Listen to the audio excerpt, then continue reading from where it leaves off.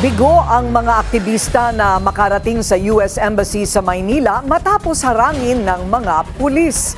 Ngayong araw ng kagitingan, bukod sa pagkondena sa giyera sa Iran, taas sahod ang kanilang panawagan. Ang detalye sa agenda report ni Ryan Reloba ng Abante.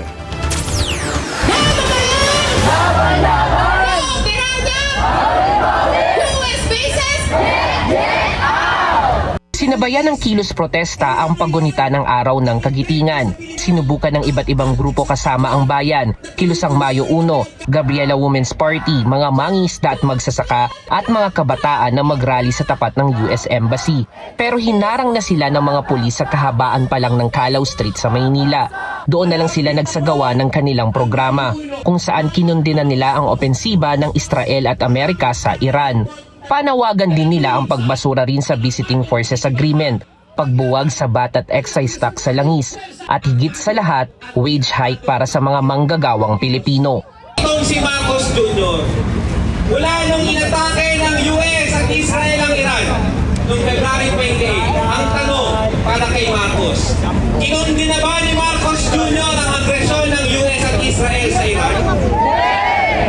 Si Marcos ba ay gumawa ng hakbang para tayo ay hindi makalatgad sa giyera ng US? Nagbabala naman ang Kilusang Mayo 1 sa mas malakiang pagkilos sa May 1 Labor Day. Malapit na po ang Mayo 1. Kikilos ang libo-libong manggagawa kasama ang libo-libong mamamayan sa araw na yan para kumprontahin si Bongbong Marcos sa kanyang tuloy-tuloy na pagpapabaya sa lumalalang krisis na naranasan ng taong bayan.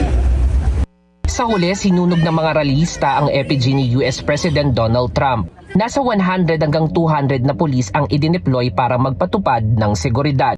Para sa agenda, Ryan Reloban, Abante.